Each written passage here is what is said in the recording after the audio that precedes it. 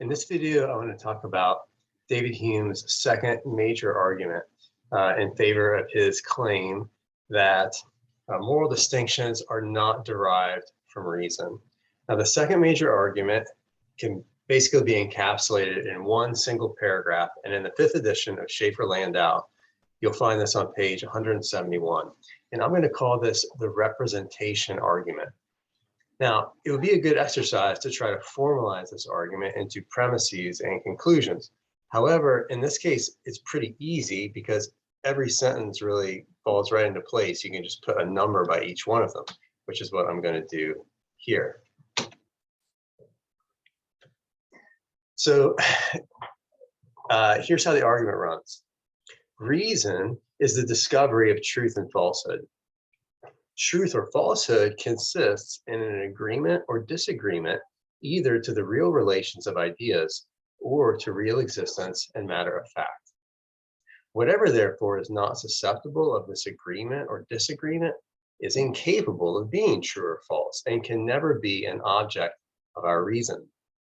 Now, 'tis evident our passions, volitions, and actions are not susceptible of any such agreement or disagreement, being original facts and realities, complete in themselves and implying no reference to other passions, volitions, and actions. It is impossible, therefore, that they can be pronounced either true or false and be either contrary or conformable to reason. Okay, let me now explain and unpack each one of those premises so you can understand what's going on. Let's start with the first premise. Hume says that reason is the discovery of truth or falsehood.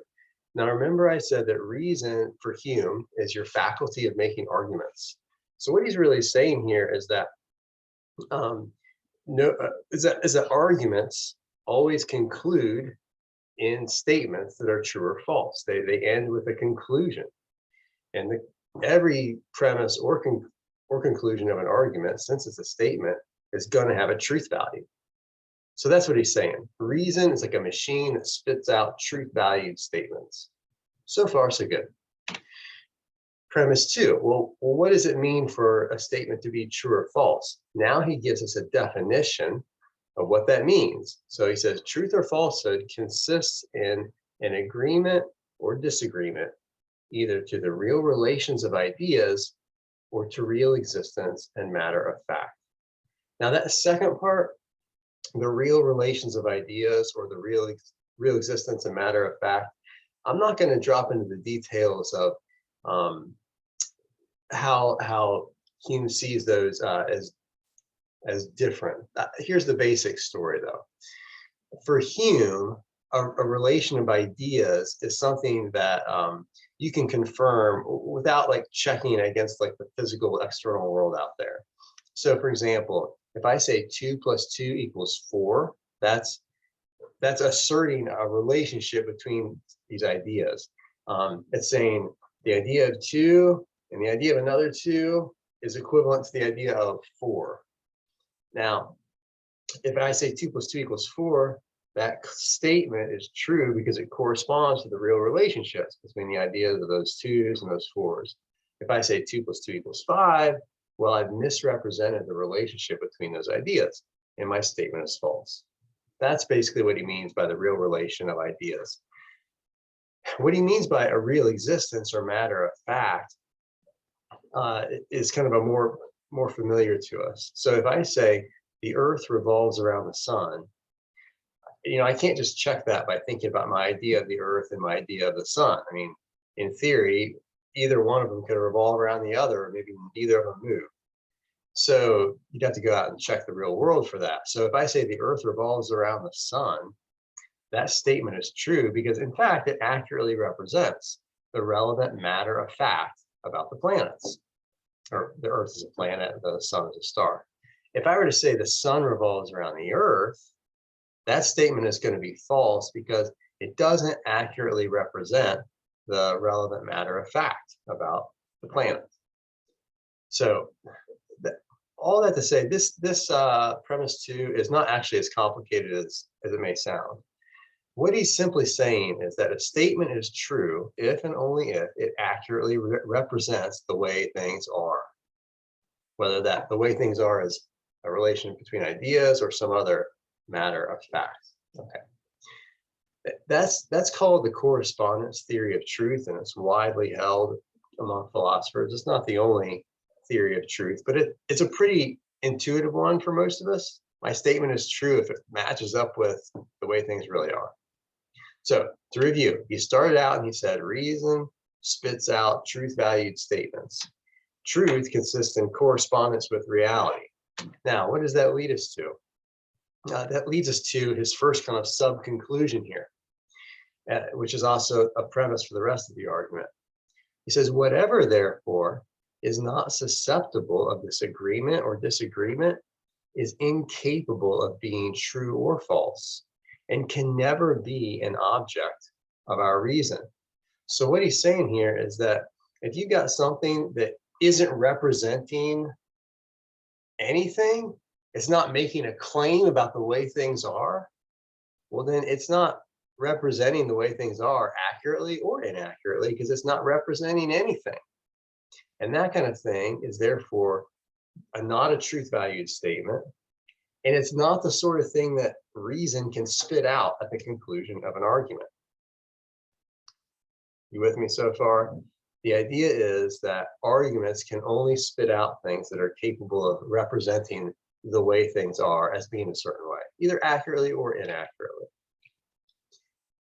That leads us then, so to give you an example, my left pinky, here it is. My left pinky is neither true nor false. Why? Because it's not saying anything. It's not saying, well, here's how things are. It's not representing a certain state of affairs in any way, shape, or form. It's just there on my hand. It's not making a statement of any kind. It has no propositional content. That's why my left pinky is not produced by reason. Reason doesn't produce my left pinky. It's not the conclusion of an argument. That's what he's saying here. All right, now this brings us to premise 4. Now, 'tis evident, he says, that our passions, volitions, and actions are not susceptible of any such agreement or disagreement, being original facts and realities, complete in themselves and implying no reference to other passions, volitions, and actions. In other words here, first of all, let me clarify his terms. When he talks about a passion, you can basically think of an emotion there. That same idea. Volitions are choices, and actions are you're familiar with. Now, his point here is that emotions and choices and actions, they are not statements. They're not representing anything as being the case, and therefore they don't have a truth value. Now, contrast emotions, choices, and actions on the one hand with beliefs on the other hand. Our beliefs do have a propositional content. They are representing the way things are. And therefore, they're capable of being either true or false, depending upon whether they accurately represent the way things are or not. But our passions, our choices, our actions, they don't have truth values. Let me unpack this with some examples, okay? Let's start with beliefs, which he's not talking about. You believe that, for example, Neil is eating your lunch. You believe that the cat is on the mat. You could believe that if you study, you'll pass the test. And you might believe that punching people hurts them. Now, each of those beliefs are either true or false. It depends whether they match up with reality. At least it seems like they could. But emotions and choices and actions and desires aren't like that. So let's take like your feelings. You might feel angry towards Neil. Now, is angry towards Neil true? No. Is it false? No. It's just there, like your left, like my left pinky. It's not representing anything. You might feel happy about your grades. Again, happy about your grades isn't true, isn't false. Your happiness is just there in your heart, just like my left pinky is on my left hand. It's not saying anything. How about the pain in your tooth? Not representing anything. It's just there. So it's neither true nor false.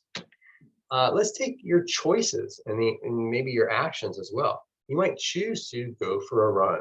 Again, go for a run is not true or false. The content of a choice is neither true nor false. Register for classes.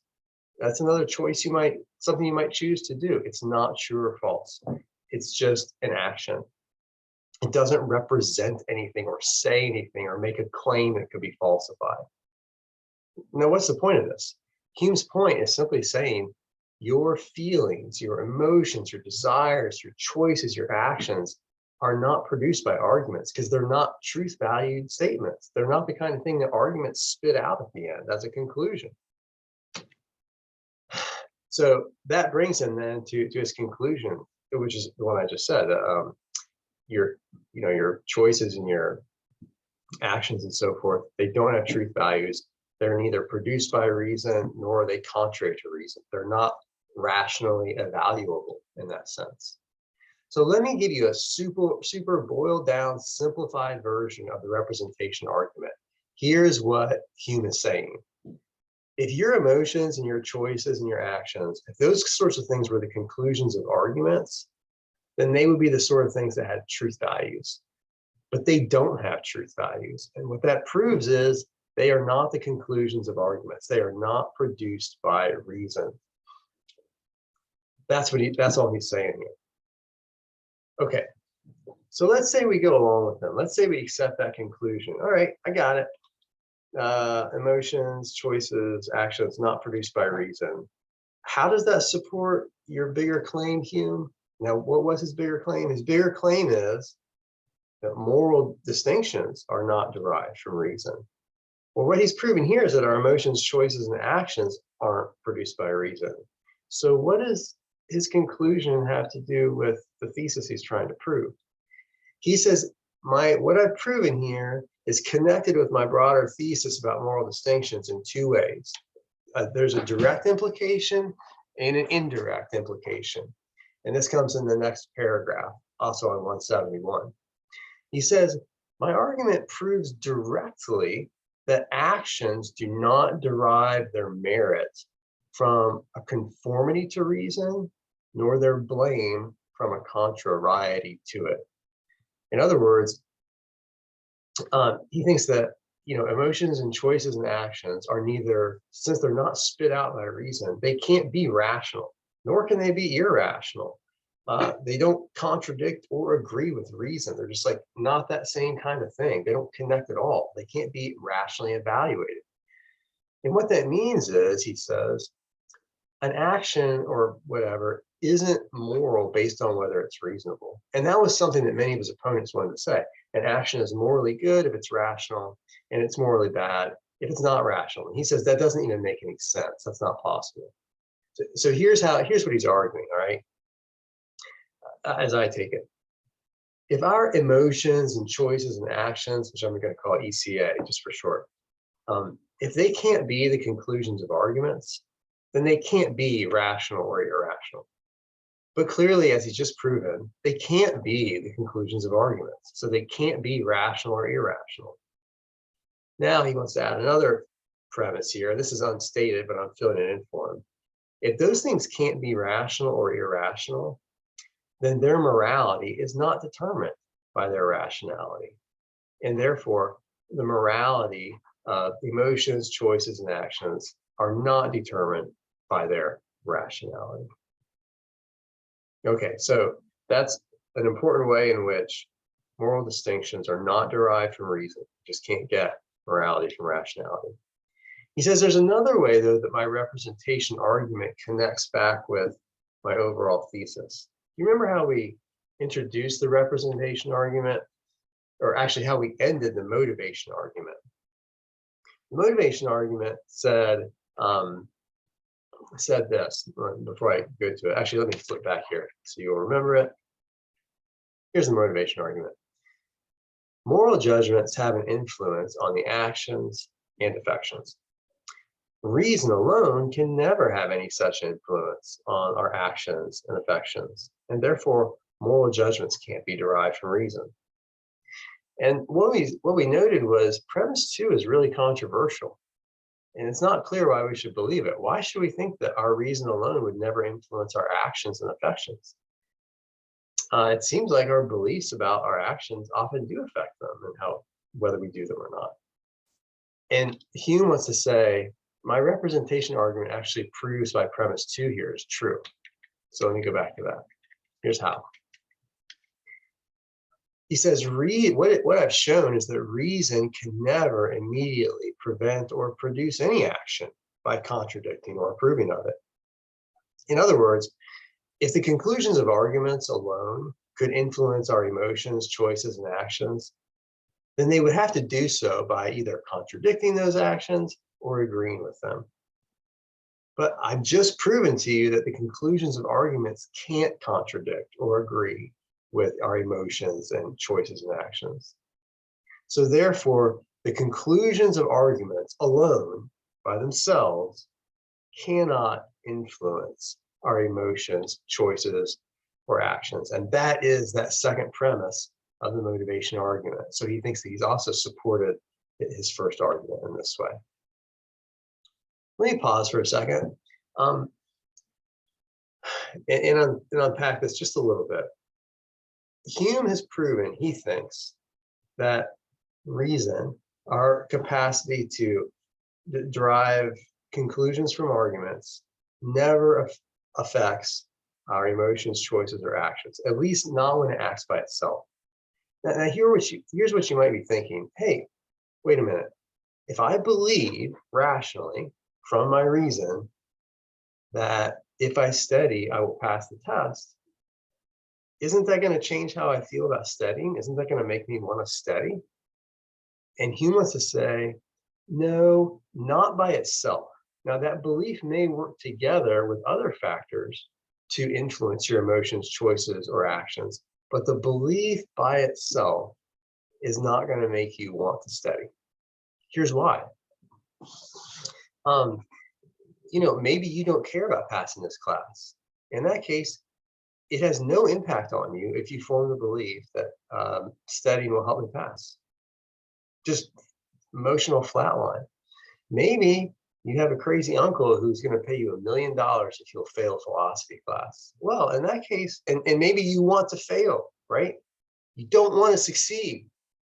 In that case, if you believe that studying is going to help you pass, then you won't want to study. That belief will actually disincentivize you. Hume's point is this: reason alone produces beliefs, but beliefs don't affect us. They don't affect our emotions, choices, and actions unless they work together with our desires. A belief alone, reason alone, won't do anything. It has to be accompanied with desire. That's his big idea. And that's the part of what's behind the representation arguments.